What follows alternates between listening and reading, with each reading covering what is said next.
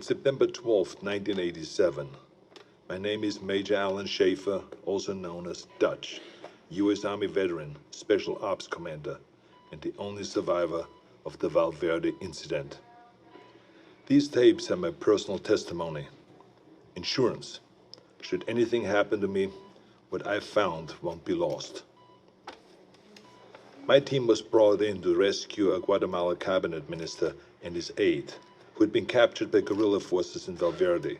We located the downed helicopter, and the skinned bodies of those aboard hung in nearby trees, seemingly at the hands of guerrilla fighters.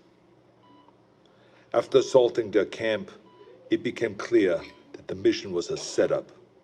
American intelligence had sent us to retrieve the captured agents who had been on recon for future military action. But none of that matters, because while we were clearing out the guerrillas, something was hunting us. An invisible killer tracked us as we made our way to the extraction point. In 24 hours, it wiped out my entire team. Rick Hawkins, Blaine Cooper, Mac Elliott, Billy Soule, Jorge Ramirez, and Al Dillon, the best soldiers I've ever known. Men I trusted with my life were butchered like animals. It was a nightmare.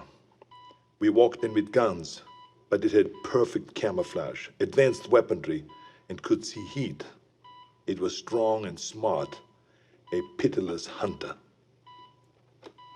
I waited, I watched, and when I understood it, when I saw how it hunted, I killed it. As it lay dying, in a final fuck you, it activated an explosive device. I barely escaped that blast. My radiation sickness and the crater of the explosion are the only evidence it ever was here. I've given my official statement to Agent Peter Keyes of the OWLF, but it's become clear I needed to investigate Valverde myself. Keyes was thorough, but he asked all the wrong questions. I mean, we have proof of alien life, but that life sees us as game. It's an alien whose first contact with humanity was to hunt us for sport. All Keyes cared about was the technology lost in the explosion. He can see the jungle for the trees. I see the threat. He sees the opportunity. Spies are all the same. I mean, we aren't people to them. We are assets. How many soldiers would he feed to those monsters just for a chance to steal from them or to learn from them? The government can't be trusted. So I'll have to do this on my own. I'm cutting my treatment short and going off the grid.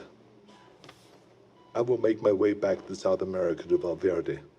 I was told that there were stories about demons who make trophies of man. I'd like to hear those stories.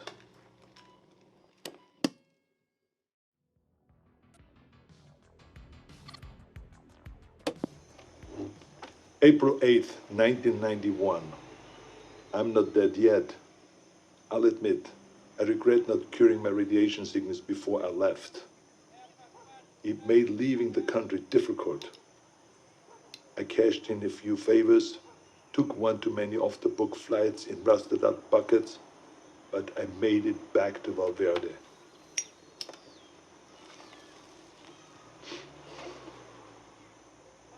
The area was on lockdown, sealed by American intelligence for study. The complex centered on a crater from the alien self-destruction.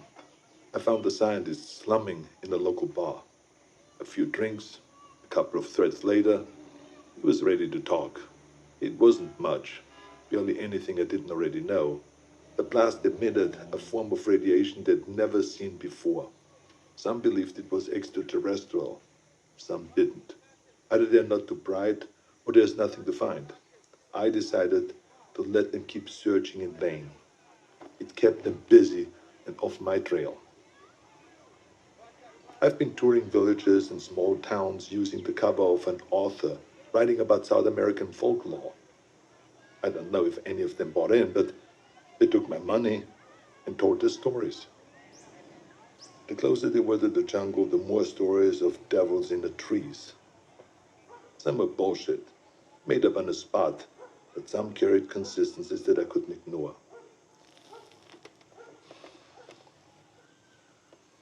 Whatever it was, the demons who make trophies of man, the devil of the trees, or the skull taker, the stories always began on the hottest summer that they could remember.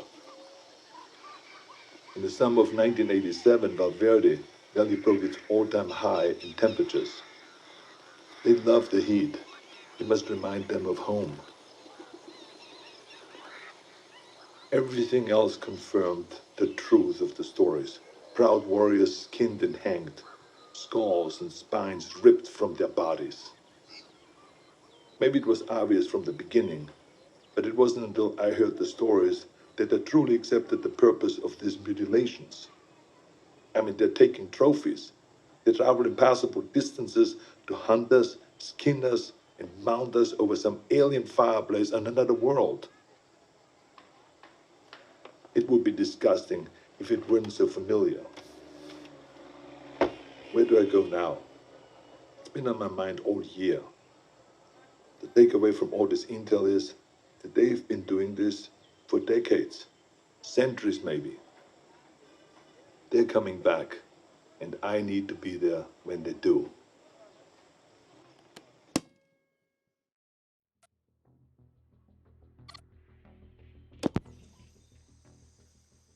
June 27th, 1992. It's hard to remember that the most important part of an operation is patience. You can plan the perfect op, but you can't account for everything. If shit goes south, there's nothing to do but to adapt and finish the mission.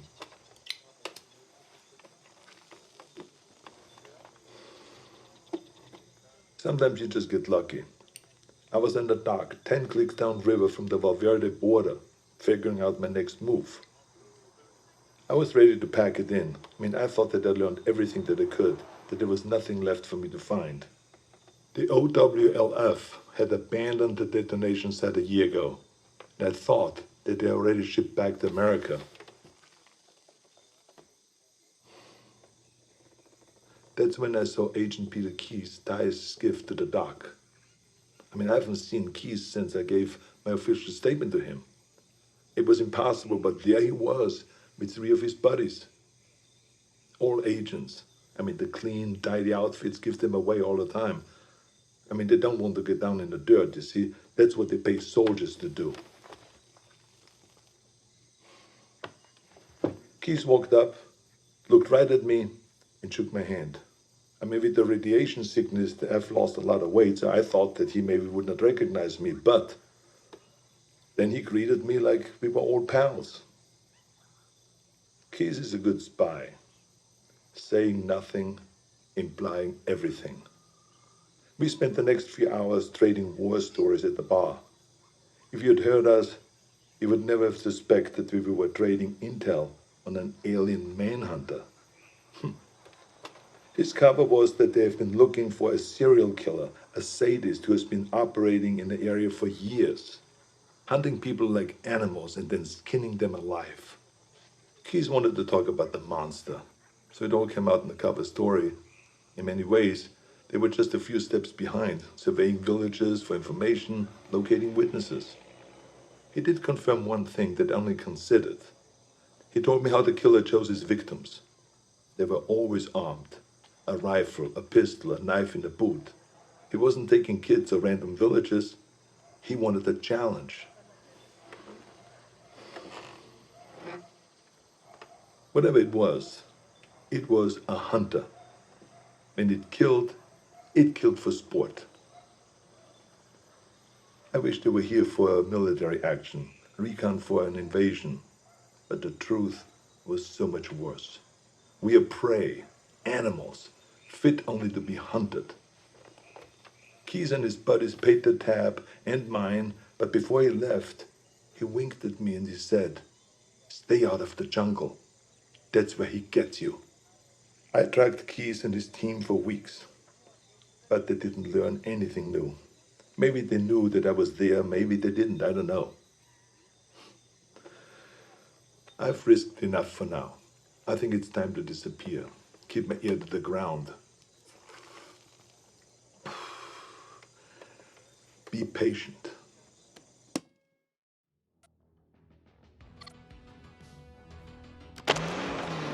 March 3rd, 1996, Zaire. I thought I could wait. I thought that I could hold back and make my move at the right time. I couldn't. Fuck. I had to find them. I needed to hunt it or let it hunt me. I joined up with any private military company that was headed into the hot zone. I pulled every string, cashed out every favor just to follow the sweat and the death that attracted the demon. I eventually put together a team myself. Lost soldiers and haunted men, willing to fight and to die wherever I led them.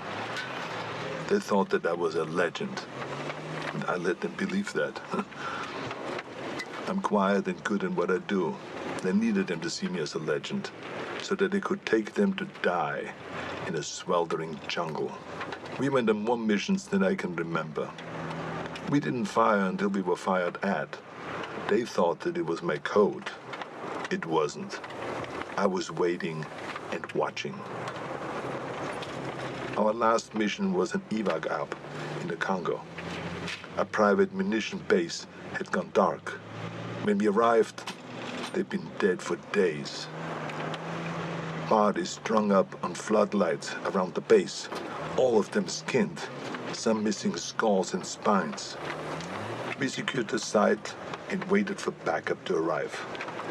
In the heat of the day, I stared into the waves of heat coming off the concrete, thinking that any minute they might come alive as the invisible killer.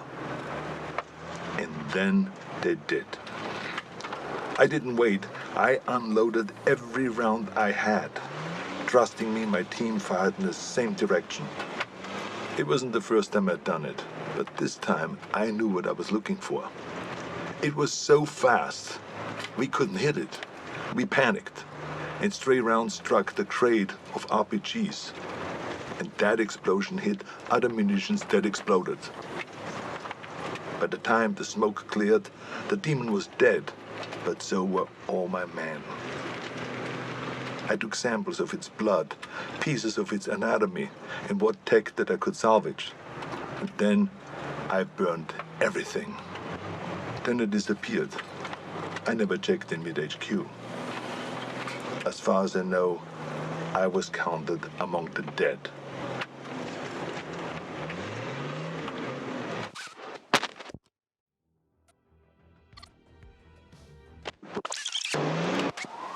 October 12, 1997, Los Angeles. I needed to come back to the States. It wasn't impossible to sneak contraband through customs, but I wasn't willing to risk what I found in the Congo falling into the wrong hands. Instead, I traveled to Mexico aboard a cargo ship bound for the port of Altamira.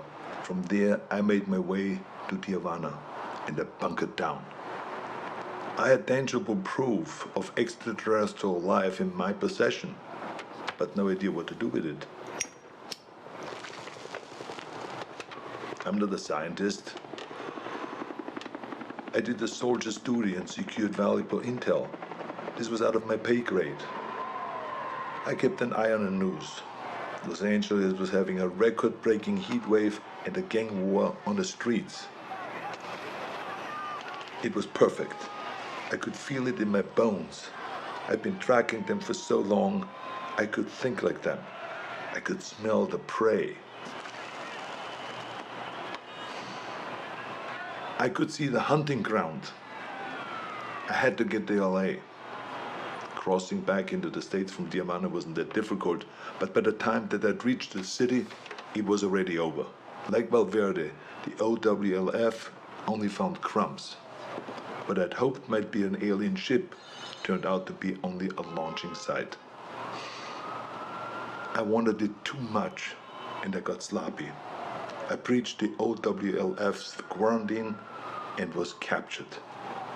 I'd hoped to be bailed out by Agent Keys, but he died. With Keys gone, the OWLF was leaderless and disorganized. I was interrogated, but I negotiated my release by bartering the alien materials that I'd recovered from the Congo. During the negotiations, it was clear how little they knew. They needed someone who understood the threat, so I offered to work with the OWLF as a consulting advisor. They had the funding, the technology that I needed to continue my hunt. I wouldn't work for them, but I would work with them. There will be a weapon that I can use to hunt down these predators as they move to fresh ground. It's only a matter of time until they see us as a real threat. When the prey can fight back, it's no longer a hunt. It is war.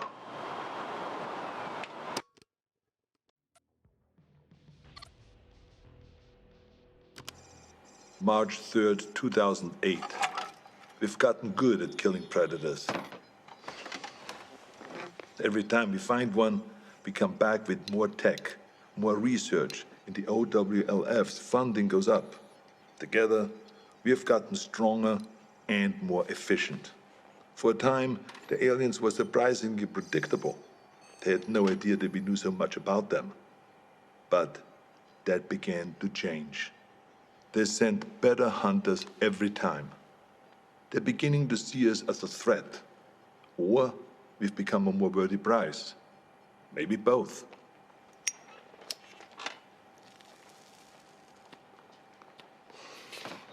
We know this because our last encounter was special.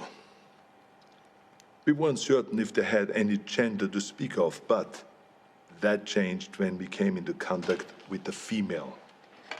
She was smarter and deadlier. She didn't fuck around like the males did. She was direct, ruthless, and skilled. I was in Laos when we first came into contact with her. It was Valverde all over again. Her ambush wiped out my entire team. Only this time, she got me. In a small village, I lost track of her, just long enough for her to pin me with a razor net. Pinned against the wall, razors cutting into my face. I've been fighting for so long, I was ready to die. I should be dead. Instead of making the kill, she cloaked and vanished into the jungle. The net relaxed, and I escaped with my life, and a scar to remember her by. She spared me. Only me. Like she knew who I was. I returned to the exfil. My first failed mission in a long time. Are we going about this wrong? I mean, we've learned so much. But in doing so, have we made ourselves a bigger target? I can't stop thinking about something Napoleon said. You must not fight too often with one enemy, or you will teach them all your art of war. I started this believing that we were learning how to hunt them, or maybe she let me live to just be hunted another day. We were teaching them how to hunt us.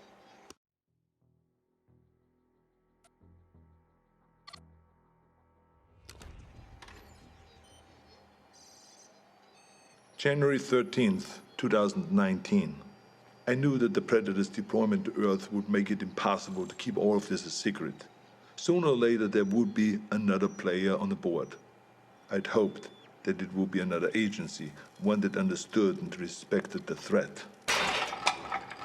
Project Stargazer. Our initial intelligence on Stargazer was that they were capable, funded, but inexperienced. But they were smart. They took the OWLF's funding and got it shut down. Everyone we could identify in their group was a disavowed member of another agency, including the OWLF. Lacking strong leadership and a clear directive, they were sloppy and arrogant. They were aware of the Predator's threat, and while they had many of the pieces, they struggled to see the bigger picture. Stargazer was so far behind that we didn't see them as a threat until the event in Mexico. The recovered Predator escape pod was an extraordinary find for Stargazer, but the death toll was a heavy price to pay for taking a Predator captive. My task force has many directives, but one of the most primary is we do not take captives. Retrieve technology, corpses, and other intelligence. But there's no value in a live Predator, only liability. The enemy does not want peace. The enemy does not negotiate. Its only drive on Earth is to hunt. What we might learn from a captive Predator would never be worth the risk to our people. Stargazer didn't learn from their mistakes, and the technology they've recovered has only made them cocky. When the government cut ties to the agency, it should have shuttered their project permanently, but they only shifted their goals. Guerrilla factions and private military companies are being contracted by Stargazer to set up bases and equipment in locations that we have identified as ideal hunting grounds. We believe that the former intelligence project is setting itself up to be a fully independent dealer of otherworldly arms. This is the worst-case scenario. Hostile forces will use those weapons on their enemies, and they will use them on us. All the while, the true enemy stalks us unseen. It's a distraction mankind can't afford. Stargazer will have to be dealt with.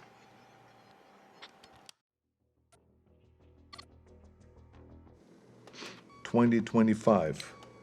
It's hard to believe that I'm still here recording this. I probably shouldn't be smoking in the med bay, but fuck it, it's my birthday, for Christ's sakes.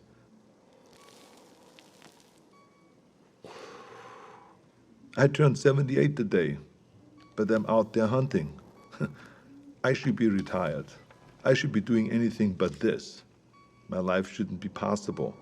But the very thing that I hunt, that hunts me, is what's keeping me alive. As we began to understand the Predator's technology, we started to use it.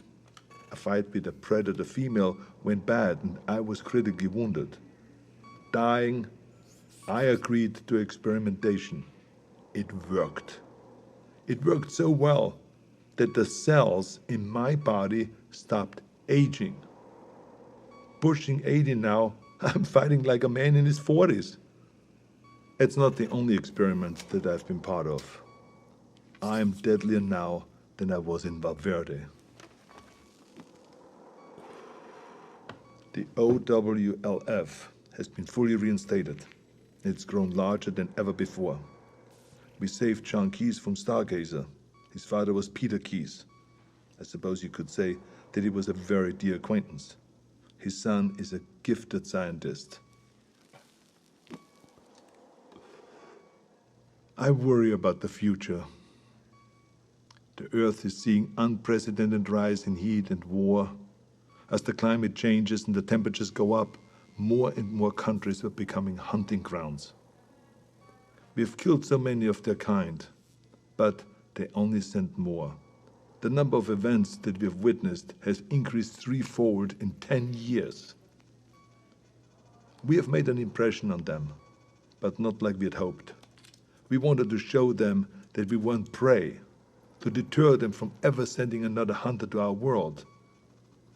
We sent a warning, but they took it as a challenge. I fear we have made things worse. If the Predators ever decide that we've grown too bold, I have no doubt that they could burn the Earth and all of humanity with it. My only hope is that while they waste their time on sport, we can rise up together and stand against them as a species. Until then, we keep moving, we keep hunting, and we keep our eyes open.